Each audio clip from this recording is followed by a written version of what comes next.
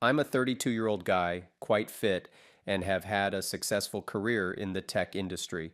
I crossed paths with Sharon, who is now soon to be my ex-wife, around 6 years ago. Our connection was instant. She was not only stunning but also intelligent, and it seemed like she was genuinely interested in me. Fast forward 2 years, we got married, and everything seemed like a dream come true.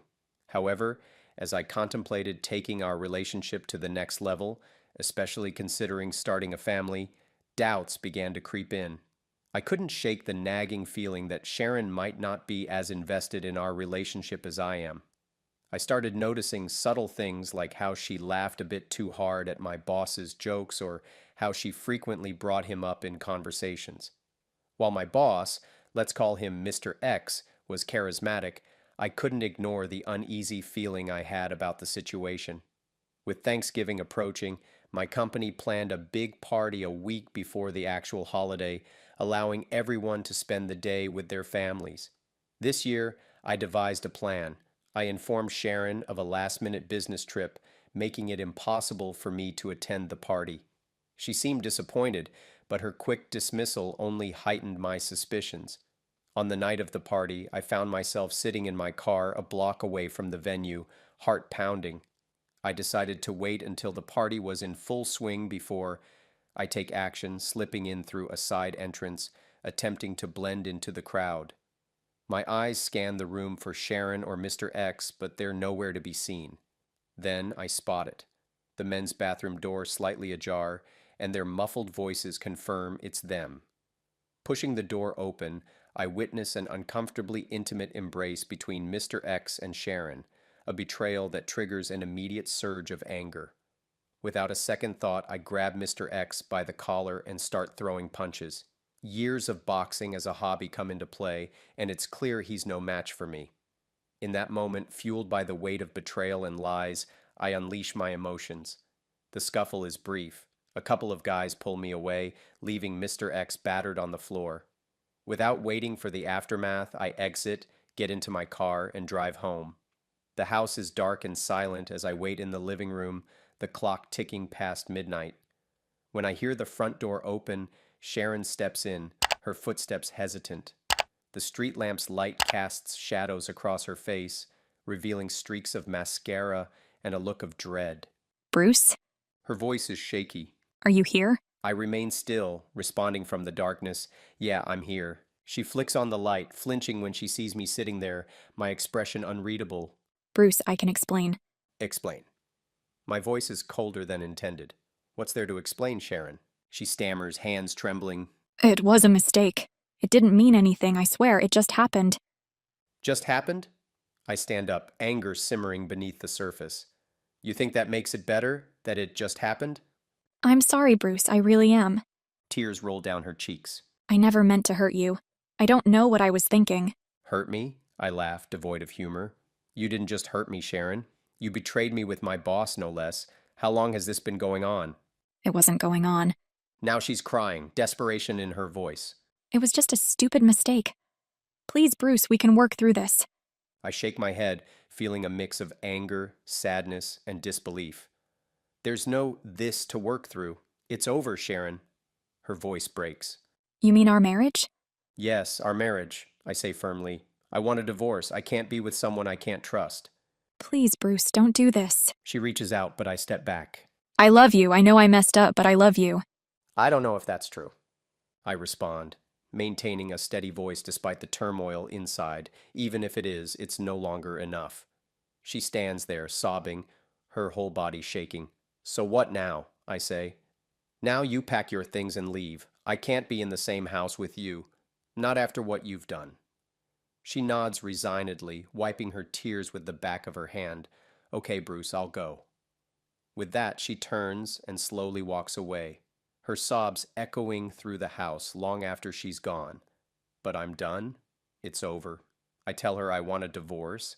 She pleads with me, but I can't even look at her. I instruct her to pack her things, and I watch as she scrambles around the house, grabbing her stuff, still crying. The woman I thought I knew, the woman I thought I loved, is now a stranger to me. The next few days are a blur.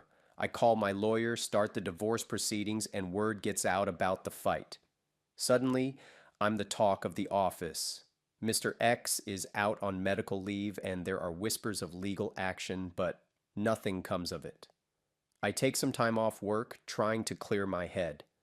I hit the gym harder than ever, spend hours at the boxing gym, anything to keep my mind off things. My friends rally around me, take me out, try to cheer me up, but it's tough. I thought I had it all figured out, and then this happens. It's been a few months since that night. The divorce is finalized, and I'm slowly putting my life back together. I've been promoted at work, taking over some of Mr. X's responsibilities while he's on extended leave. I'm back in the dating game, but I'm taking it slow, not rushing into anything. Looking back, I wish I'd handled things differently. Maybe I should have confronted them calmly, not let my anger get the best of me. But in the heat of the moment, I just snapped. I don't regret standing up for myself, but I do regret the violence, so that's my story, Reddit. A cautionary tale, I guess. Trust your gut, but keep your cool, and maybe, just maybe, take up boxing. It's a great way to let off some steam. Update, hey Reddit, Bruce here again. I know it's been a while since my last post, but a lot has happened, and I thought I'd give you all an update. First off, the divorce proceedings took a wild turn. Sharon, in what I can only describe as a move of pure audacity, asked for an insane amount of alimony. We're talking about a figure that even made my lawyer chuckle in disbelief.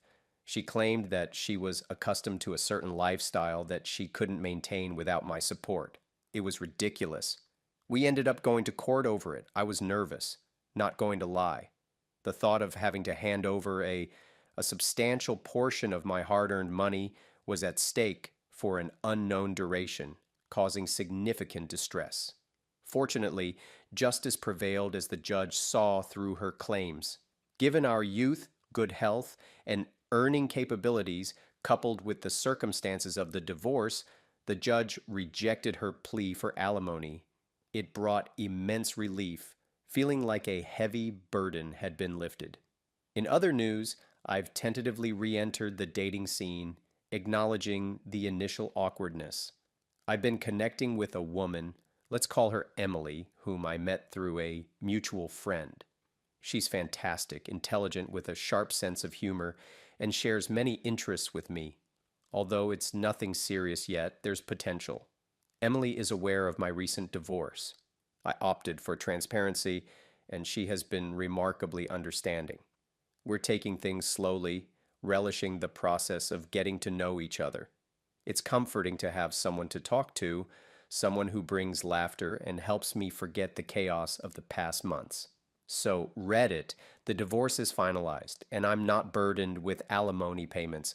I'm cautiously optimistic about the future. I appreciate the support and advice from those who reached out during tough times. Here's to new beginnings, however uncertain they may be. Thankfully, I don't have a boss to worry about. One less thing on my plate. Feel free to share your thoughts in the comment section below. I recall the period when my wife and I shared a strong bond. We tied the knot when she was 38 and I was 34. Her previous marriage ended in divorce following the tragic loss of their teenage son. Though I had never been married, having experienced the death of my younger brother, I understood the depths of grief. I stood by her, offering a listening ear, a shoulder to lean on, and advice whenever I could. Our marriage spanned 10 years, and we were together for a total of 12. My career in construction evolved, and with an inheritance from my father, I ventured into designing and building my own houses. This led to a significant promotion, accompanied by a considerable pay increase. My wife, finding solace and inspiration through our connection, transformed from an overweight, withered state to a fit and radiant woman. Despite the seeming longevity of our time together, it felt remarkably short when expressed. The years rolled by, and I never thought I would put a definitive number on our marriage. While my work in construction thrived, my wife initiated a health, wellness, and healing video blog 3 years into our marriage. It positively impacted numerous lives, becoming an example of resilience after traumatic life events. Trust and privacy defined our relationship, and I never felt the need to invade her personal space. However, a sudden turn of events occurred when I received a call from the police department informing me of my wife's arrest. Charged with criminal mischief and destruction of property, she sought revenge on a woman who had supposedly stolen her ex husband's stand. Confronting her in an interview room, I unraveled the truth behind her actions and discovered her ongoing affair with her ex husband. As the intricate web of deceit unfolded, my wife's actions led to legal consequences, a large fine, and reparations for the damages caused. The community shunned her, and the weight of her choices left me grappling with the reality of our shattered marriage. In the aftermath, I grappled with the revelation that my wife had rekindled a relationship with her ex husband. The police station encounter, the confrontation, and the legal consequences marked the end of a chapter. The epilogue reveals the lingering aftermath. 2 years since the lunch at Risen, with Terry rising to a lieutenant in the Air Force, Bradley pursuing graduate studies, and no trace of Lauren after she vanished. Our lives took unexpected turns, leaving me contemplating whether the lunch at Risen was a blessing or a curse, as I navigated the complexities of rebuilding a life after betrayal.